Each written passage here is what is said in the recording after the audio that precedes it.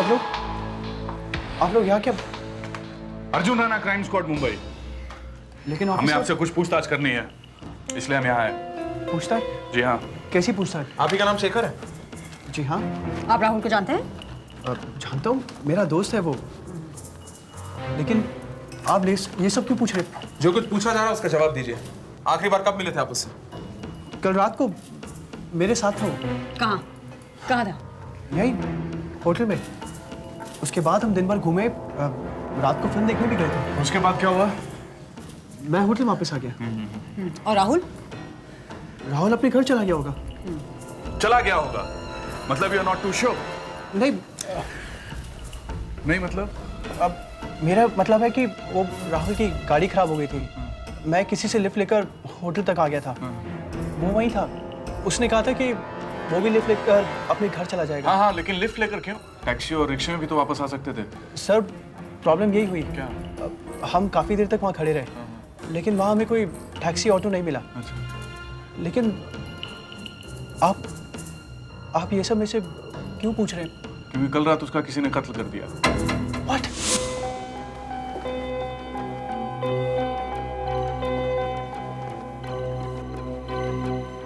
राहुल का खून हुआ है। अनफॉर्चुनेटली हमारे पास कोई सुराग नहीं है। एकमात्र शख्स जो आखिरी बार उससे मिला था वो तुम हो। रात 12 बजे तक तुम उसके साथ थे। हो सकता है उसके बाद भी। पोस्टमार्टम रिपोर्ट के मुताबिक उसका खून 1 से 2 के बीच में हुआ। ऑफिसर, मैं उसके साथ सिर्फ 1 बजे तक था, उसके बाद नहीं। झूठ मत बोलो। कहीं आप लोग मुझ पर तो शक के दायरे में तो तुम अकेले आते हो। खैर, अपने आप को बेगुनाह साबित करने के लिए हम तुम्हें पूरा मौका देना चाहते हैं। If you're innocent, prove it, Shekhar.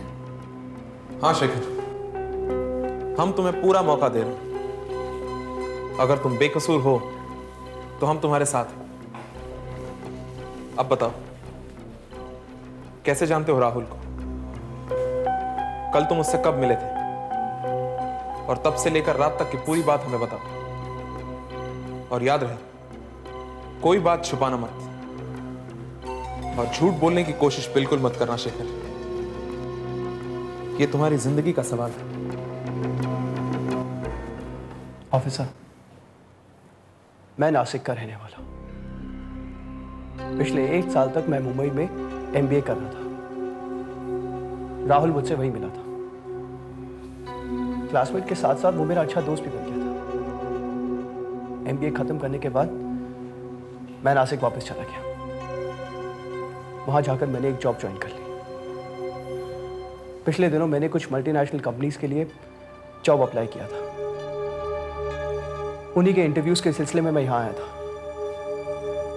7 दिन से मैं इस होटल में ठहरा हुआ था। कल सुबह अचानक ही राहुल का फोन आ गया। हेलो, राहुल बोल रहा हूँ। अबे तू कहाँ से बोल रहा है? और आज अचानक मेरी याद कैसे आ गई? हफ्ते भर से तू यहाँ पे है और मुझे एक फोन तक नहीं किया। अरे नहीं यार, ऐसी बात नहीं है। मैं जरा इंटरव्यू में बिजी हो गया था। सोच रहा हूँ यहाँ बॉम्बे में सेटल हो जाऊँ। वैसे तेरा मेरे बगैर दिल तो लगता नहीं होगा। सोच रहा हूँ तेरी खातिर ही बस जाऊँ यहाँ। हमारी खातिर? यहाँ उसकी खातिर? एनीवे, कब मिल रहा है? अभी आ जाऊँ? सॉरी यार, अभी तो मैं इंटरव्यू के लिए जा रहा हूँ। सुन, मैं 2 बजे तक पहुँचाऊँ, उसके बाद मिलते हैं। हाँ तो ठीक है, तभी मिलते हैं। हाँ, होटल मधुबन, रूम नंबर 307। हाँ मालूम है मेरे को, पर तू ठीक टाइम पे आ जाना। मैं ठीक 2 बजे आ रहा हूँ। ओके बाय, बाद में मिलते हैं। चल बाय। जब तक मैं होटल पहुंचा 3 बज चुके थे। वो तो मैं रिसेप्शन पे चाबी देके गया था कि अगर मेरा दोस्त आए तो उसे रूम में बिठा लेना। जब मैं रूम में पहुंचा तो राहुल मेरा इंतजार कर रहा था। आइए। कैसा है यार? मैं तो ठीक हूँ, तू कैसा है? मैं ठीक हूँ। इतनी देर इंतजार करे, साले शर्म नहीं आती तेरे को? सॉरी यार, पुरानी आदतें तेरी बदली नहीं है अभी तक। अच्छा ये बता यार, तेरा इंटरव्यू कैसा रहा? कुछ नहीं यार, कुछ खास नहीं। यार तेरे लिए गिफ्ट लाया था, तू लेट आया, मैंने गिफ्ट वापस कर दी। यार तू मिल गया, मेरे लिए वही गिफ्ट हो गया। ओह, चल बता आगे का प्लान क्या है? मैं सोच रहा हूँ यही बैठते हैं, चाय में मंगाते हैं। बोल। क्या डम है यार, यहाँ सड़ेगा, मेरे को भी खुद सारा दिन सड़ाना चाहता है। दिन भर घूमते हैं, कुछ आवारागर्दी करते हैं, जैसे कॉलेज में क्या करते थे यार। रात को जाएंगे किसी बार में, 2 पैक वैक मारेंगे। बार? तुझे मालूम है ना मुझे बार पसंद नहीं है। इसीलिए तो कह रहा हूँ यार, अब तो जाके मर्दों वाली हरकतें कर। हाईलाइट है तू भी यार। एक काम करते हैं, नाइट शो चलते हैं, बड़ी मस्त फिल्म लगी हुई है। फिल्म? तुझे अभी भी फिल्मों का शौक है? फिल्मों में किसे इंटरेस्ट है यार, हम कौन सा मूवी देखने जाते हैं, हम तो जो मूवी देखने आते हैं उनको देखने जाते हैं। और हाँ, वैसे भी तो एक फिल्म उधार है मुझ पर, तुझसे शर्त जो आ रहा था। हाँ, वो कर्ज भी तो चुकाना है। चलिए छोड़, ये बता फिल्म कौन सी लगी? सस्पेंस फिल्म है, murder on the street. Okay. कितने सालों बाद मिले थे, ढेर सारी बातें की, खूब सारे प्लान्स बनाए, फिर हम दिन भर घूमे, अपने कॉलेज गए, पुरानी यादें ताज़ा की, फिर अक्सा बीच, जूहू बीच और पता नहीं कहां कहां। घूमते घूमते मूवी का टाइम हो गया। जब हम पिक्चर देख के बाहर आए तो काफी रात हो चुकी थी। राहुल ने कहा कि वो मुझे होटल छोड़ देगा और रास्ते में गाड़ी खराब हो गई।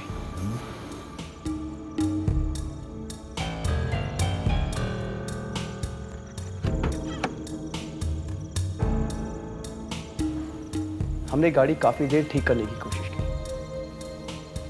लेकिन कोई फायदा नहीं हुआ। सुनसान जगह थी, इसलिए कोई टैक्सी या ऑटो भी नहीं मिला। तभी मैंने एक मोटरसाइकिल देखी।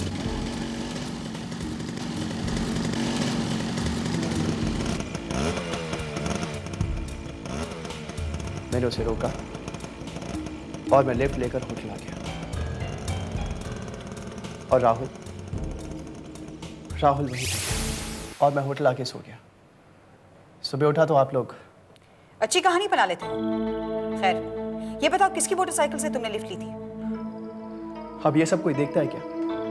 कोई 30-35 साल का आदमी था। हाँ, 30-35 साल का आदमी होगा तो क्या मोटरसाइकिल का नंबर कुछ तुमने नोट किया? क्या नंबर था बताओ। ऑफिसर, अगर मुझे ये मालूम होता कि ऐसी मुसीबत आने वाली है तो मैं ध्यान रखता। हम कैसे यकीन कर ले कि जब तुमने राहुल को छोड़ा तो वो सही सलामत था? तो आप ही बताइए ना, मैं आप लोगों को कैसे यकीन दिलाऊं? जब मैं वहां से गया वो बिल्कुल ठीक था। लेकिन पोस्टमार्टम रिपोर्ट के मुताबिक जब तुमने राहुल को वहां छोड़ा था, लगभग उसी वक्त उसकी मौत हुई थी। हो सकता है कि मेरे जाने के बाद किसी ने राहुल को मार डाला। हो सकता है शिखर, लेकिन ये भी तो हो सकता है कि निकलने से पहले तुमने उसे मार दिया। इंस्पेक्टर बस, मैं आपको कह रहा हूं कि मैंने उसको नहीं मारा। वो मेरे पे जान छिड़कता था। मैं अपने दोस्त को नहीं मार सकता हूं। एग्जैक्टली, यही तो हम पता लगाना चाहते हैं कि आखिर तुमने उसे क्यों मारा। और अगर तुमने उसे नहीं मारा तो फिर उसे किसने मारा? तुम उसके दोस्त हो, तुम्हें तो पता ही होगा। बताओ इंस्पेक्टर, मैं सिर्फ इतना चाहता हूं कि मैंने अपने दोस्त को नहीं मारा। मैं आप लोगों को कैसे यकीन दिलाऊं कि मैंने उसे नहीं मारा? अरे मैं उसे मार ही नहीं सकता हूं। वो मेरा इतना अच्छा दोस्त था, मैं उसे क्यों मारूंगा? आप लोग मेरी बात का विश्वास कीजिए, मैंने उसको नहीं मारा मेरे राहुल को। सेक्रेटरी के बेटे के हत्या के बारे में कुछ कहना चाहेंगे सर? अभी हम कुछ नहीं बता सकते। सर, हमने सुना है कि 6 घंटे के अंदर क्राइम स्पॉट में सभी हत्यारों को पकड़ लिया सर। मर्डर किया है क्या? ये सब उसने कल ही किया। क्या आपको लगता है ये पॉलिटिकल मसला? No comments please. कहीं इसके पीछे उन लोगों का हाथ तो नहीं जिनके संबंध अंडरवर्ल्ड से है? आपने इसे पढ़ा है, उसमें तो मुझे दिया। सर, देखिए, फिलहाल हम सिर्फ इतना कह सकते हैं कि अभी अभी हमने एक आदमी को गिरफ्तार किया है। राहुल का दोस्त है वो। हालांकि अभी तक उसने अपना जुर्म कबूल नहीं किया है, लेकिन पूछताछ जारी है। जैसे ही कुछ पता चलेगा आप लोगों को बताएंगे। सबसे पहले आप ही लोग को बताएंगे। Thank you sir. Thank you.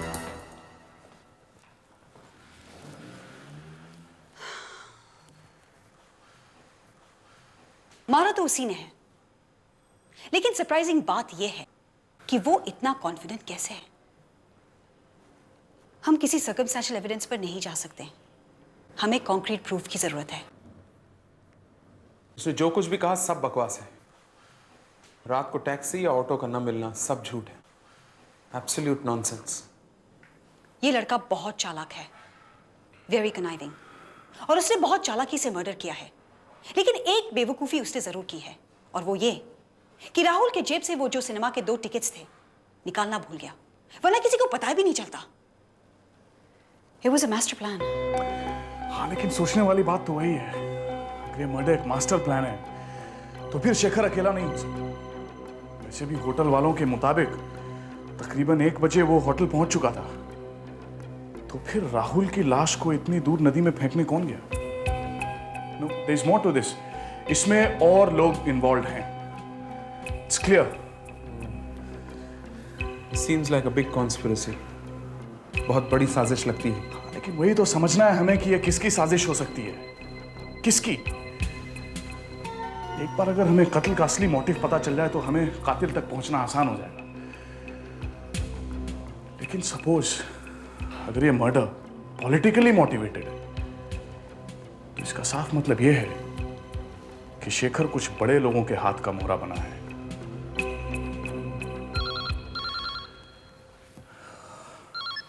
Crime squad विजय नाइक। हाँ बोलो। अच्छा 1 मिनट होल्ड करो। राहुल की गाड़ी का पता चल गया, वहीं जहां शेखर ने बताया था। उसको बोलो कि गैराज में गाड़ी ले जाए, पता करो उसमें क्या क्या खराबी है। राइट। अब नहीं, तुम एक काम करो, होटल चलने की तैयारी करो। शिंदे,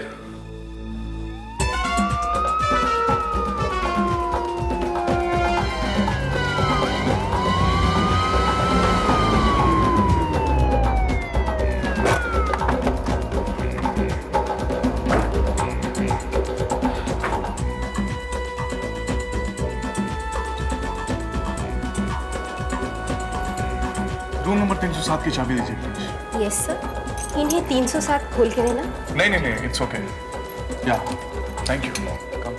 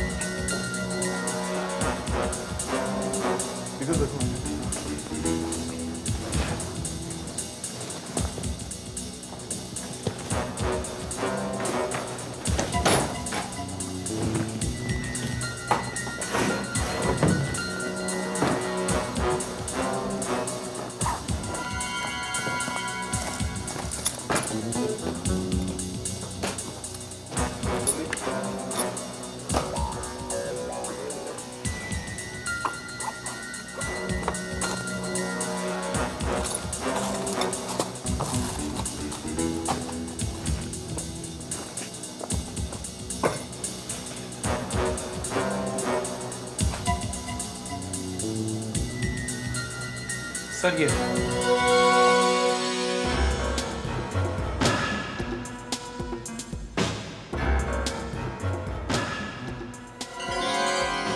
उनके निशान ठीक है, टेस्ट के लिए भिजवा दो। Come on.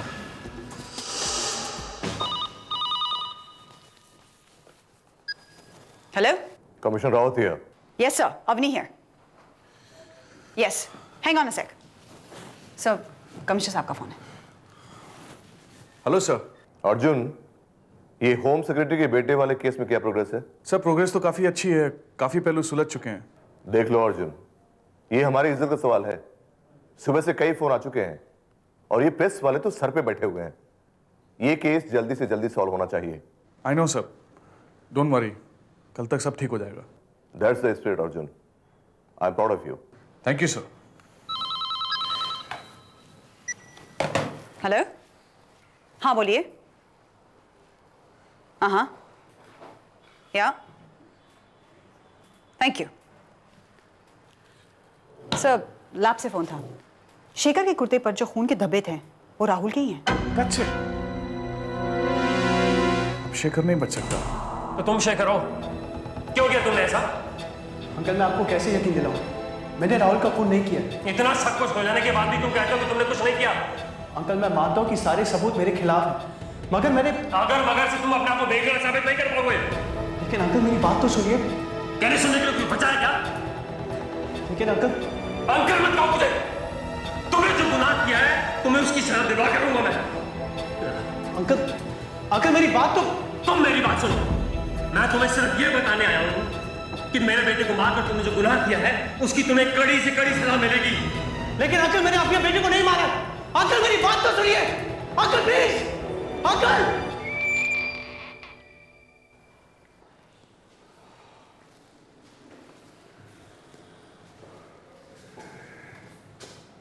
क्या सोच रहे हो बरखुरदार?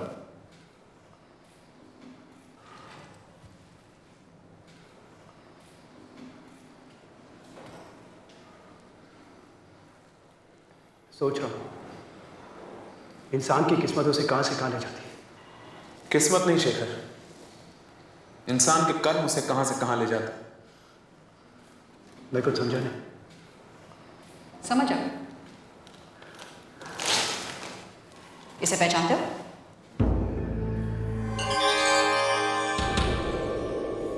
ये तुम्हारा ही कुर्ता है ये। कल रात तुमने इसे पहना था। सही बोल रहा हूं ना?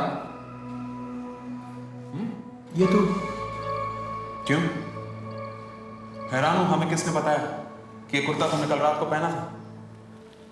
इन खून के छींटों ने। और जानते हो ये खून के छींटे किसके हैं? जानता। किसके? राहुल की। तुम मानते हो कि ये खून तुमने किया है? मैंने ऐसा नहीं कहा। तो उस वक्त तुम मौजूद थे जिस वक्त उसका कत्ल हुआ। मैंने ऐसा भी नहीं कहा। किसे बेवकूफ बनाने की कोशिश करो शेखर? ये खून के धब्बे जो तुम्हारे कुर्ते पर आए थे ये किसके हैं? बोलो शेखर, किसके हैं? जवाब दो। Come on, tell us. Come on Shekhar, say it now. ठीक है, पता था।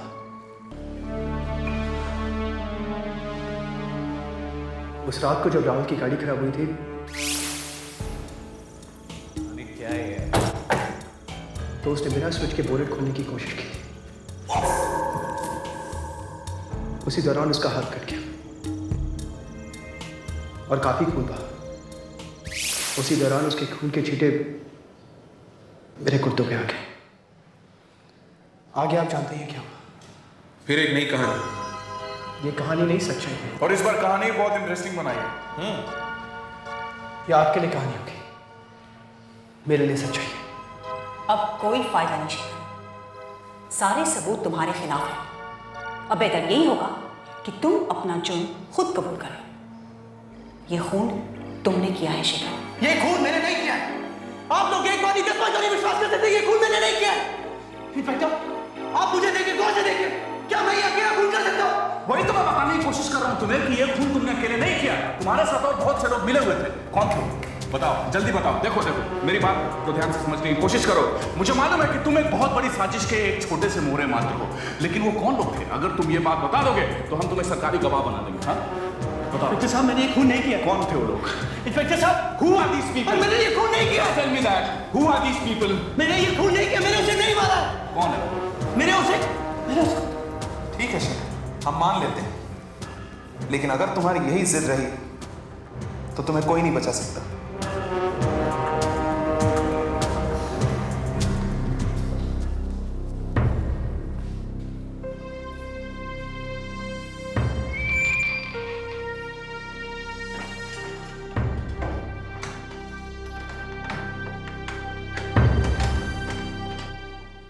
नहीं अवनी, लगता है शेखर ऐसे मानने वाला नहीं है।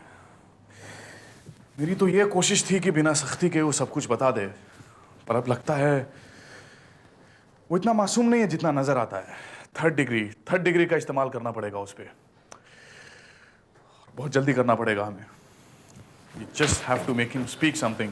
सर, लॉकअप से फोन था, शेखर ने खुद को गोली मार दी।